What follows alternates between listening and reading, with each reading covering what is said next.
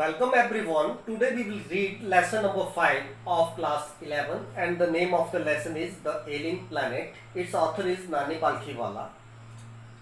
We are taking its first part today. तो नानी पालखीवाला की बात करें तो 24 नवंबर 1994 को उसने एक आर्टिकल लिखा था जो द इंडियन एक्सप्रेस न्यूज़पेपर में पब्लिश हुआ था और उस आर्टिकल में नानी पालखीवाला ने जो मुद्दा उठाया था वो था जो पृथ्वी की हालत बिगड़ रही है, the declining health of the earth. तो उसी आर्टिकल के बारे में आज हम पढ़ेंगे। So let us start the content of the lesson. One cannot recall any moment in world history which has gripped the imagination of entire human race so completely and so rapidly as the Green Movement which started nearly 25 years ago. कोई भी उस movement को इस दुनिया में याद नहीं रख सकता जो 25 वर्ष पहले नानी पालखीवाला कहते हैं कि एक ग्रीन मूवमेंट स्टार्ट हुई थी जिसने पूरी मानव जाति को पूरी तरह से कंप्लीटली मतलब पूर्णतया एंड सो रैपिडली और बहुत तेजी के साथ उसने पकड़ा। ग्रिप्ट का मतलब होता है पकड़ना, इमेजिनेशन का मतलब होता है कल्पना। तो हम उससे ज्यादा और किसी मूवमेंट को हम याद नहीं कर सकते। इन 1972 the world's first nationwide green party was founded in New Zealand. तो 1972 में विश्व में पूरे वर्ल्ड में सबसे पहला जो ग्रीन पार्टी जो थी, हरित दल जो था, उसको न्यूजीलैंड लेकर आया। Since then the movement has not looked back. और उसके बाद इस मूवमेंट ने कभी पीछे मुड़कर नहीं देखा। किस मूवमेंट की बात कर रहे हैं? We are talking about the green movement. हम ग्रीन मूवमेंट की बात कर रहे हैं। We have shifted one hopes irrevocably from the mechanistic view to the holistic and ecological view of the world. We have shifted one hopes irrevocably. Irrevocably का मतलब होता है which cannot be changed, which cannot be reversed, जिसको हम बदल नहीं सकते, उसके लिए वर्ड है irrevocably। तो जो चीज हम समझते थे कि ये बदल नहीं सकती है, we have shifted, हम उसमें बदलाव लेकर आए हैं। अब हम दुनिया को एक मैकेनिस्टिक व्यू की तरह नहीं देखते हैं। मैकेनिस्टिक व्यू का मतलब होता है उसको हम एक मशीन की तरह नहीं मानते हैं कि दुनिया जो है वो एक भौतिक और रासायनिक क्रियाओं का परिणाम है। उसके लिए वर्ड है मैकेनिस्टिक। वी हैव शिफ्टेड, हम में बदलाव आया है और हम पूरे वर्ल्ड को अब एक एज ए होल कंसीडर करते हैं। होलिस्टिक का मतलब उसको एक कंप्लीट तौर पर देखते हैं। And ecological view, ecological view का मतलब होता है हम उसको पर्यावरण की दृष्टि से भी देखते हैं। इट मीन्स कि जैसे जो चीज मान लो मैं हिमाचल में रह रहा हूँ और हिमाचल का पर्यावरण अगर खराब हो जाता है और मैं ये समझता हूँ कि ये दिल्ली वाले लोगों को प्रभावित नहीं करेगा या ये श्रीलंका वाले लोगों को प्रभावित नहीं करेगा, तो ये गलत मानना होगा। तो अब हम ऐसा नहीं सोचते हैं, हमारी सोच में बदलाव आया है। अब हम इसको एज ए होल एक पूरे दुनिया को एक ही मानकर चलते हैं और उसे हम इकोलॉजिकल व्यू यानी कि पर्यावरण की दृष्टि से भी देखते हैं कि हर चीज का एक दूसरे के ऊपर जो है वो प्रभाव पड़ता है। इस नजरिए से भी हम देखते हैं। It is a shift in human perception. अब ये बदलाव जो है वो आदमी की सोच में भी आया है, उसकी समझ में भी आया है। As revolutionary as that introduced by Copernicus who taught mankind in the 16th century that the earth and other planet revolve around the sun. तो कोपरनिकस जो था उसने बताया था कि जितने भी जो ग्रह हैं, चाहे वो पृथ्वी हो या दूसरे प्लैनेट्स हो, वो सूर्य के गिर्द घूमते हैं। ये बात उसने आदमी को बताई कोपरनिकस ने। For the first time in human history there is a growing world wide consciousness that the earth itself is a living organism. Organism का मतलब होता है सजीव, कोई लिविंग थिंग, उसके लिए वर्ड है ऑर्गेनिज्म। तो पहली बार ह्यूमन हिस्ट्री में ये कॉन्शियसनेस का मतलब होता है अवेयरनेस। पहली बार लोगों को ये समझ आई है कि पृथ्वी जो है वो अपने आप में एक जीवित जीव है। An enormous being of which we are parts. Enormous का मतलब होता है बहुत बड़ा, huge, Vishal.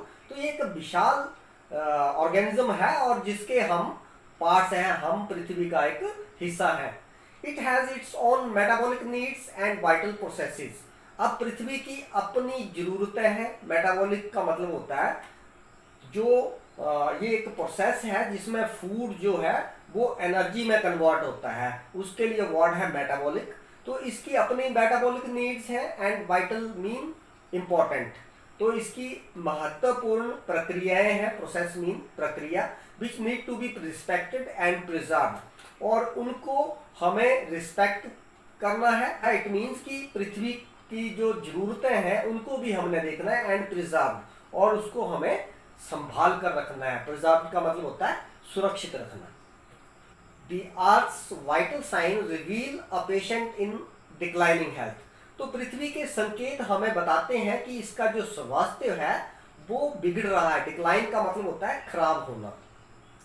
We have begun to realize our ethical obligation to be a good stewards of the planet and responsible trustees of the legacy to future generation। अब हमने ये realise करना शुरू कर दिया है।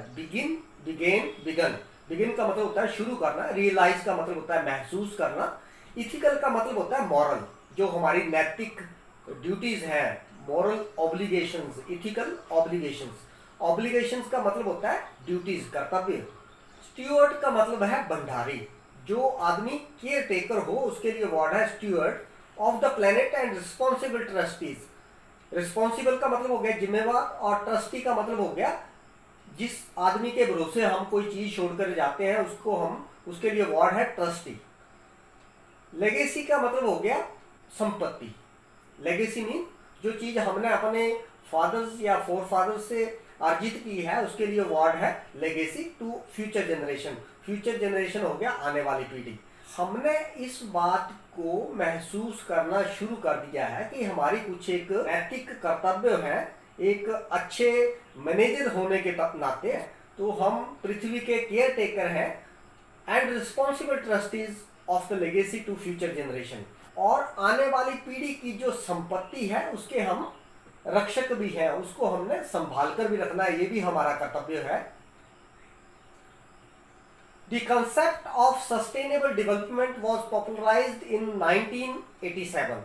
So this is very important question। ये exam में आपके क्वेश्चन भी आ सकता है कि what is sustainable development and when did this concept become popular। तो इसका आंसर आप यही लिखेंगे जो अभी हम पढ़ने जा रहे हैं। ये जो कॉन्सेप्ट था सस्टेनेबल डेवलपमेंट का, सस्टेनेबल का मतलब होता है जिसको बनाए रखा जा सके, जिसको हम बचाकर रख सकें, उसके लिए वर्ड है सस्टेनेबल। डेवलपमेंट का मतलब हो गया विकास।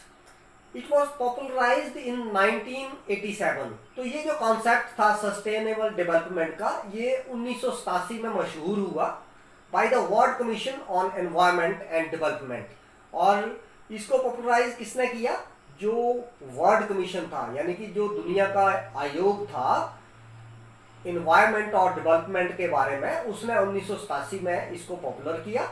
In its report, it defined the idea as development that meets the needs of the present without compromising the ability of future generation to meet their needs। अब सस्टेनेबल डेवलपमेंट क्या है? Sustainable development को इस तरह से define किया गया है कि ये वो विकास, वो डेवलपमेंट जो वर्तमान जरूरतें पूरी करे, meets the needs of the present, जो वर्तमान जरूरतें पूरी करे विदाउट कंप्रोमाइजिंग। कंप्रोमाइज का मतलब होता है बिना किसी दूसरे को प्रभावित किए, बिना किसी दूसरे को नुकसान किए, जो आने वाली पीढ़ी है उसकी जरूरतें जो हैं वो भी अफेक्ट ना हो, उनके ऊपर भी कोई असर ना पड़े और वर्तमान जरूरतें भी पूरी हों। इसी को ही हम सस्टेनेबल डेवलपमेंट कहते हैं। Without stripping the natural world of resources future generation would need. तो जो नेचुरल रिसोर्सेज हैं उनको हमने ख़त्म नहीं करना है, जिसकी जो आने वाली पीढ़ी है उसको जरूरत होगी। स्ट्रिप का मतलब होता है आवरण को हटाना। In the zoo at Lusaka Zambia there is a case where the notice reads. अब यहाँ पर बहुत ही इंपॉर्टेंट पैराग्राफ है ये जो मैं पढ़ने जा रहा हूँ। तो लुसाका में एक जू है। जू का मतलब होता है चिड़ियाघर। वहां पर एक पिंजरा रखा है, केज मीन पिंजरा, and where the notice reads, और उस पिंजरे के बीच एक नोटिस लगा कर रखा है, the world's most dangerous animal inside the cage, और उस नोटिस पे लिखा है कि दुनिया का जो सबसे खतरनाक प्राणी है, जानवर है, वो पिंजरे के अंदर है। इनसाइड मीन भीतर, और केज का मतलब हो गया पिंजरा।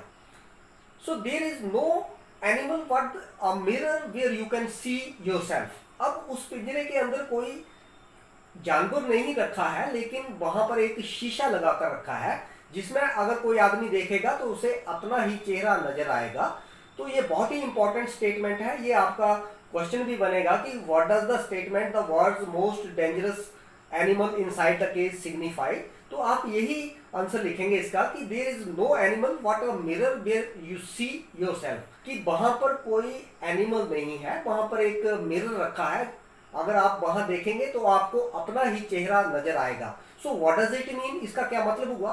तो इसका मतलब ये हुआ कि दुनिया का सबसे खतरनाक जानवर जो है वो इंसान है। The man himself is the most dangerous animal of the world. So thanks to the efforts of number of agencies in different countries, a new awareness has now dawned upon the most dangerous animal in the world. अब बहुत सारी agencies हैं जो इस field में काम कर रही हैं, बहुत सारी संस्थाएं जो हैं वो इस दिशा में काम कर रही हैं इन डिफरेंट कंट्रीज, अलग अलग देशों में। A new awareness has now dawned upon, अब एक नई जागरूकता जो है वो उसकी शुरुआत हुई है। अवेयरनेस का मतलब है जागरूकता। किस बारे में जागरूकता? The most dangerous animal in the world, जो दुनिया का सबसे खतरनाक प्राणी है। He has realised the wisdom of shifting from a system based on domination to one based on partnership. अब दुनिया का सबसे खतरनाक जानवर कौन है? इसमें मनुष्य को ही कहा गया है, आदमी को ही कहा गया है। अब उसने ये महसूस करना शुरू कर दिया है, विजडम का मतलब होता है नॉलेज। अब उसको इस बात का ज्ञान हो गया है कि हमने डोमिनेशन की तरफ नहीं जाना है। डोमिनेशन का मतलब होता है कि हम अपना जो एग्जिस्टेंस है उसको प्रूव करने में लगे रहेंगे, हम अपना वर्चस्व स्थापित करेंगे। जैसे आदमी जो है वो सभी के ऊपर अपनी जो डोमिनेंस है वो शो करता है। तो अगर जानवरों की बात करें तो आदमी जो है वो उनके ऊपर अपना अधिकार समझता है, उनके ऊपर अपना डोमिनेंस शो करता है। तो वो चीज हमने अब उसको शिफ्ट करना है, इट मीन्स उसको चेंज कर देना है, इस सोच को हमने बदल देना है to one based on partnership. अब हमें हिस्सेदारी की सोच रखनी है। इट मीन्स कि जो जानवर हैं उनके साथ हमें पार्टनरशिप बनानी है कि जितना पृथ्वी के ऊपर हमारा अधिकार है, मनुष्य का अधिकार है, उतना ही अधिकार एनिमल्स का भी है। हमें ये मानकर अब चलना है। Scientist have catalogued about 1.4 million living species. Species का मतलब होता है प्रजातियां। अब वैज्ञानिकों ने एक सूची बनाई है। कैटलॉग्ड का मतलब होता है सूची तैयार करना। तो एक सूची बनाई है जिसमें लगभग 1.4 मिलियन जो प्रजातियां हैं उनकी सूची बनाई है कि इतनी प्रजातियां हैं दुनिया में। With which Mankind shares the earth, जिनके साथ मनुष्य जो है वो रहता है, जिसके साथ मनुष्य अर्थ को शेयर करता है। Estimates very widely as regard the still uncatalogued living species. और ये भी अभी अनुमान लगाया जा रहा है कि अभी बहुत सारी ऐसी प्रजातियां हैं, लिविंग स्पीशीज हैं जिनको सूची में शामिल नहीं किया गया है। Uncatalogued mean they are still unlisted, उनकी अभी सूची नहीं बनी है। बायोलॉजिस्ट रेकन दैट, रेकन का मतलब होता है एस्टिमेट लगाना। तो जो बायोलॉजिस्ट हैं, जो जीव विज्ञान विशेषज्ञ हैं, वो इस बात का एस्टिमेट लगाते हैं that about 3 to 100 million other living species still languish unnamed in ignominious darkness। अब languish का मतलब होता है पीड़ा में रहना। unnamed it means जिनको अभी सूची जिनकी नहीं बनी है। ignominious का मतलब है अपमानजनक अवस्था में, और darkness हो गया अंधेरा। तो बायोलॉजिस्ट इस बात का भी अनुमान लगाते हैं कि अभी भी सैकड़ों मिलियन दूसरी प्रजातियां हैं, लिविंग स्पीशीज हैं, जो अभी भी गुमनामी के अंधेरे में हैं, यानी कि इनको अभी सामने नहीं लाया गया है। One of the early international commission which dealt inter alia, inter alia का मतलब है अमंग अदर थिंग्स, दूसरी चीजों में।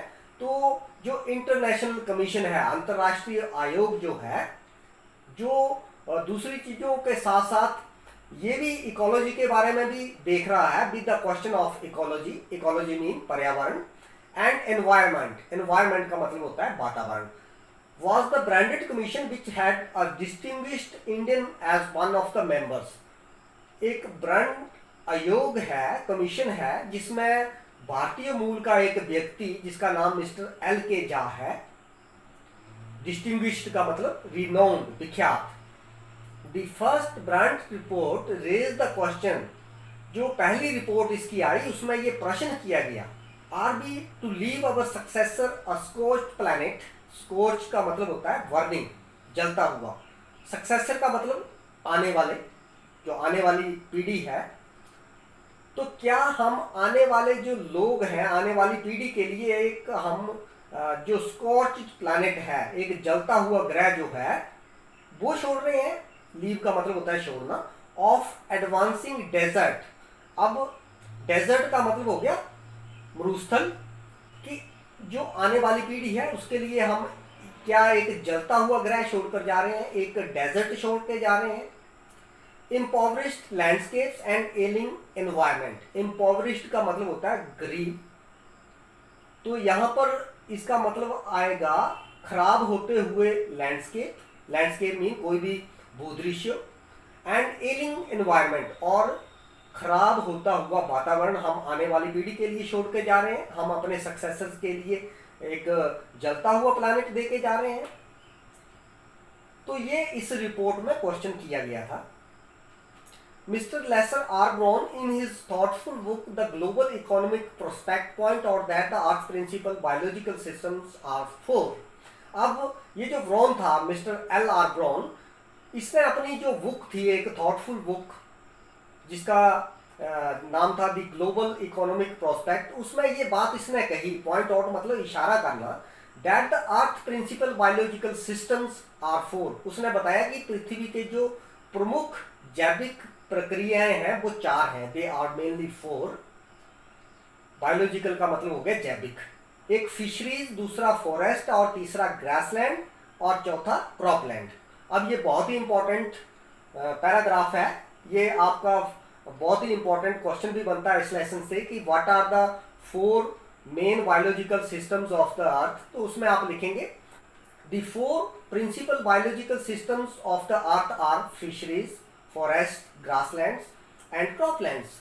तो फिशरीज हो गया आपका मत्स्य पालन, मछली पालन से संबंधित, और फॉरेस्ट आपका जंगल आ गया इसमें, ग्रासलैंड आ गया आपका घास वाली जमीन, और क्रॉपलैंड्स आ गया आपका खेती वाली जमीन। यहाँ पर ये आपका मैंने शो किया है फिशरीज के लिए, और ये आपका आ गया फॉरेस्ट, ये आपका ग्रासलैंड, और ये आपका आ गया cropland. And they form the foundation of global economic system. और उसने ये बताया कि ये जो चार आपके बायोलॉजिकल सिस्टम है, ये चारों ही आपकी जो आर्थिक प्रक्रिया है, इकोनॉमिक सिस्टम जो है, उसकी ये नींव है। They are the foundation of the global economic system. Global mean इस पूरे वर्ल्ड का, इस पूरी धरती का। In addition to supply our food, these four systems provide virtually all the raw material for industry except mineral and petroleum derived synthetics। अब अगर इन चार सिस्टम्स की हम बात करें, fisheries, forest, grassland and croplands की, तो ये जो चारों सिस्टम हैं ये हमें रॉ मटेरियल प्रोवाइड करते हैं। रॉ मटेरियल का मतलब हो गया कच्चा माल, रॉ का मतलब होता है कच्चा, और एक्सेप्ट का मतलब हो गया छोड़कर। तो मिनरल और पेट्रोलियम के जो उत्पाद हैं, ड्राइव्ड का मतलब उससे निकलना, इसके अलावा तो मिनरल और पेट्रोलियम को यदि हम छोड़ दें तो इसके अलावा जो बाकी सारे जो रॉ मटेरियल है, कच्चा माल है, वो सारा हमें इन्हीं फोर बायोलॉजिकल सिस्टम से मिलता है। In large areas of the world human claims on these systems are reaching an unsustainable level. अब अगर हम ज़्यादातर क्षेत्र की बात करें इस पूरी दुनिया में, तो ह्यूमन क्लेम का मतलब होता है दावा करना। तो आदमी जो है वो इन चारों सिस्टम्स के ऊपर अपना अधिकार समझता है। Are reaching an unsustainable level, और इसने इन चारों सिस्टम को, इसने मतलब आदमी ने इन चारों सिस्टम को इतना प्रभावित किया है कि इसको अनसस्टेनेबल लेवल पर पहुंचा दिया है। इट मीन्स कि यहाँ पर अब इसको हम और ज़्यादा आगे तक हम इसको बनाए नहीं रख सकते। A point where their productivity is being impaired. Impaired का मतलब होता है खराब होना, हार्म। तो उस जगह पर हमने इसको पहुंचा दिया है जहां पर इसकी जो प्रोडक्टिविटी है वो भी प्रभावित हो रही है, वो भी खराब हो रही है। When this happens, fishery collapse, forest disappears, grasslands are converted into barren wasteland and croplands deteriorate. और अगर ये चारों सिस्टम आपके प्रभावित होते हैं, खराब होते हैं, तो इससे क्या होगा, आपकी जो फिशरीज है ये कोलैप्स हो जाएगी। कोलैप्स का मतलब होता है ढह जाना, तो गड़बड़ा जाएगी। आपका जो मत्स्य पालन है वो गड़बड़ा जाएगा। फॉरेस्ट जो है वो डिसअपियर हो जाएंगे। डिसअपियर का मतलब होता है खत्म होना, लुप्त हो जाना। तो जंगल तबाह हो जाएंगे। Grasslands are converted into barren wasteland, और जो आपकी ग्रासलैंड है वो ग्रासलैंड नहीं रहेगी, वो बंजर धरती बन जाएगी। बैरन वेस्टलैंड का मतलब है वो बंजर धरती बन जाएगी। एंड क्रॉपलैंड्स डिटीरियरेट, डिटीरियरेट का मतलब होता है खराब होना, और जो फसल योग्य जमीन है आपकी वो भी खराब हो जाएगी। In a protein conscious and protein hungry world, अब जिस दुनिया में हम रह रहे हैं वो लोग जो है वो they are protein conscious. Protein conscious का मतलब है वो ज़्यादा से ज़्यादा प्रोटीन जो है वो लेना चाहते हैं, खाना चाहते हैं। तो ये जो प्रोटीन की भूख है इस दुनिया में, over fishing is common every day. इस वजह से क्या हो रहा है कि ओवर फिशिंग हो रही है। ओवर फिशिंग का मतलब लोग जरूरत से ज़्यादा मछली जो है वो पकड़ रहे हैं, उसको हम बोलेंगे ओवर फिशिंग। तो ये भी आपका क्वेश्चन बनेगा कि अगर आपके चारों सिस्टम कोलैप्स हो जाते हैं तो इसका जो बायोलॉजिकल सिस्टम है पृथ्वी के ऊपर इसका क्या प्रभाव पड़ेगा। तो आप इसका आंसर लिखेंगे, ये जो आपकी फिशरीज है इट विल कोलैप्स, और forest they will disappear, grasslands are converted into barren wasteland. तो ये आप इसका आंसर लिखेंगे। इन पुअर कंट्रीज, अगर हम गरीब देश की बात करें, local forests are being decimated. Decimated का मतलब है तबाह करना, खत्म करना। तो जो आपके जंगल है, स्थानीय जंगल है, लोकल फॉरेस्ट है, वो खत्म हो रहे हैं। In order to procure firewood for cooking, अब उनको क्यों तबाह किया जा रहा है, क्यों उनको डेसिमेट किया जा रहा है, ताकि जो ईंधन है, फायरवुड का मतलब जलाने योग्य लकड़ी, ईंधन, तो खाना बनाने के लिए ईंधन की जो जरूरत है उस वजह से जंगल जो है उनको खत्म किया जा रहा है। इन सम प्लेसेस, और कुछ एक जगह में, firewood has become so expensive. Expensive का मतलब होता है महंगा, बहुत ज़्यादा जो लकड़ी जो है, जलाने वाला जो ईंधन है, फायरवुड जो है वो बहुत ज़्यादा महंगा हो गया है। That what goes under the pot now costs more than what goes inside it. Now this is again very important statement. ये भी आपका क्वेश्चन बनेगा कि what goes under the pot now costs more than what goes inside it. तो you have to elaborate this statement. आपको इसको अगर explain करना है तो इसका आंसर आप लिखेंगे कि जो फायरवुड है वो ज़्यादा कॉस्टली है, और जो बर्तन के अंदर चीज पकती है वो सस्ती है।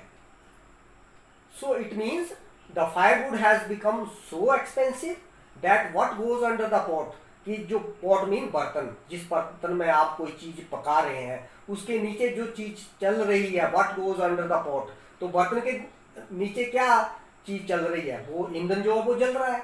तो वो जो है ईंधन, दैट नाउ कॉस्ट मोर, अब फायरवुड जो है वो ज्यादा महंगा है than what goes inside it, और जो उसके बर्तन के अंदर पक रहा है वो सस्ता है। Since the tropical forest is in the word of doctor Mayer the powerhouse of evolution. Myers है ये बताते हैं कि जो ट्रॉपिकल फॉरेस्ट है, जो उष्ण कटिबंधीय जंगल है, ये पावर हाउस है they are the powerhouse of evolution, ये उत्पत्ति का पावर हाउस है। Several species of life face extinction as a result of its destruction. अब डिस्ट्रक्शन का मतलब है तबाही। अब जंगलों की तबाही की वजह से बहुत सारी जो प्रजातियां हैं, स्पीशीज का मतलब प्रजातियां, एक्सटिंक्शन का मतलब है विलुप्त हो जाना, खत्म हो जाना। तो वो जो प्रजातियां हैं वो लुप्त हो रही हैं। So this finishes your first part of the lesson. It's next part we will do in our next video. So keep watching and sharing my videos. Thank you.